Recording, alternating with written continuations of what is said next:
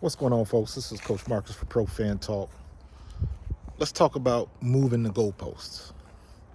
So normally what that means is if you reach a certain level, attain a certain achievement, and then when you get there, they move the goalposts, they move the requirements, they move what you thought was needed to achieve the goal.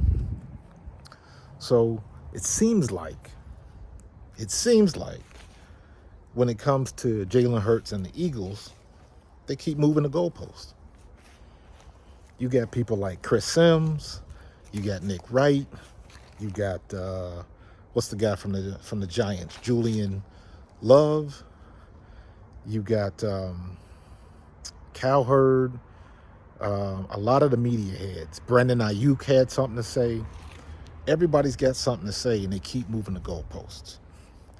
Now, I've said this before. Last year, the criticism of Jalen Hurts was valid. It was legit.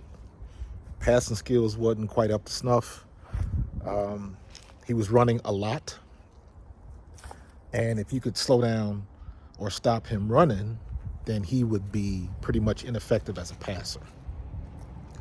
Valid points, valid criticisms. But that was last year. This year, he's done a complete 180.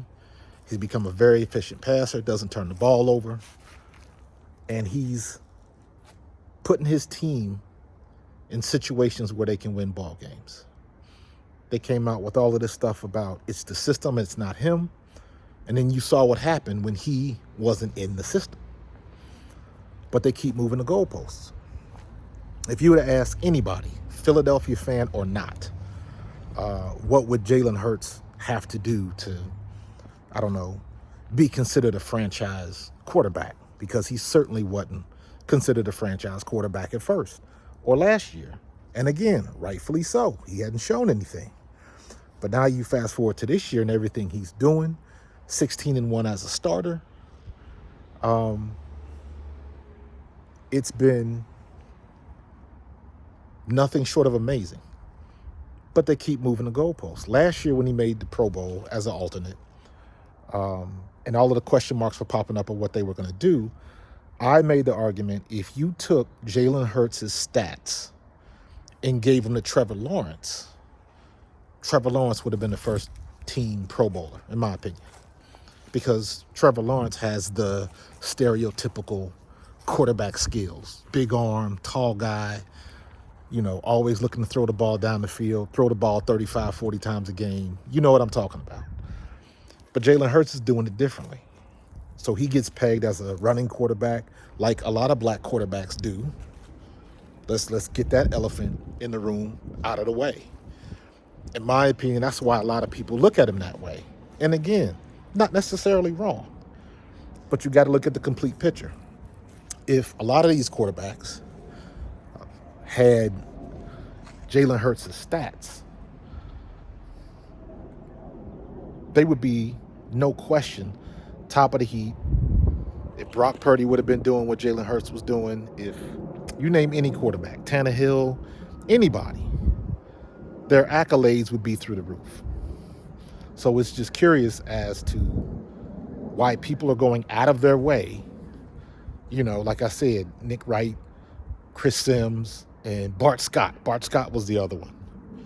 And the one with Bart Scott is curious because he's a player. So he should know how difficult it is to do some of the things he's doing. And at the end of the day, what it seems like is if a quarterback is not throwing the ball for 300, 400 yards every game, he's not considered a good quarterback. And my argument is if a quarterback is throwing for 300, 400 yards a game and still coming up with L's, what does that say? Is it the system or is it the quarterback? Even as much hype, you look at what Josh Allen had been doing. And let's be real, Josh Allen slipped up a little bit towards the end of the year, and it ended up catching up with him. They should have been beaten by the Patriots, but when they got into the playoffs, Cincinnati traveled to Buffalo and put it on them. And what were you going to say? Was it Josh Allen? Joe Burrows was that good? Absolutely. But Josh Allen was supposed to be the be-all, end-all. He was the next evolution. Big, tall, could run, throw the ball over the field. But guess what? At the end of the day, he didn't lead his team to a win. Our quarterback is. But they keep moving the goalpost. So if you would have said, what is it, at the beginning of the year, if you would have said, what does it take for Jalen Hurts to be considered a franchise quarterback? Number one, people would have laughed at you. Again, this is in Philly too. And number two, they would have said something crazy like, if he can get us to the Super Bowl, then maybe I would consider it. Well, here we are. Now, the people in the Philadelphia area, the fans, of course, we're going to know what the deal is. So we're going to appreciate the work that he's put in and the results that we're getting. So we're going to appreciate that as Philly fans. Now, as a national media guy, people that are on these shows, they don't have to appreciate that, but they should acknowledge it.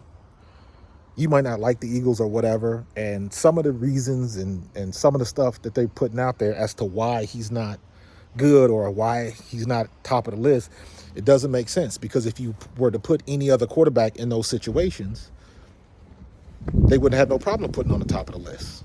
So it's like, why are you moving the goalposts? Everybody wants to hate us, but everybody wants to beat us. Now, the only person that said anything that I didn't mind was all of the stuff coming on with Brandon Ayuk. After the 49ers game, he was, mouthing off a little bit about how our defense was going to get exposed, how they were going to win if this didn't happen, and all of that kind of stuff. And at least I understand that as a player, having been in a situation like that, if you don't think your team is at full strength, I understand that. I don't agree with it, but I understand where he's coming from. And he's the only person, I would say, I understand why he was saying stuff like that. Because they just got smashed in the game, and it didn't work out in their favor. Both their quarterbacks got put out the game, and it was a no contest. So him as a receiver, and a good receiver, I understand where he's coming from. I can live with that. Julian Love, he ain't got nothing to say about nobody. Your coach is in the same situation, coaching y'all up. But when Sirianni coaches the Eagles up, then it's because the team is so good. He has nothing to do with it. And Julian Love as a player should know that is ludicrous. It's an idiotic statement. So it goes back to sour grapes. But that's okay, because we're playing for the bowl and they're not. At least Brandon Ayuk had the honesty to say, it's kind of hard for me to talk about another team and I'm sitting home on the couch. At least he had the honesty to admit that. Everybody else is just talking smack.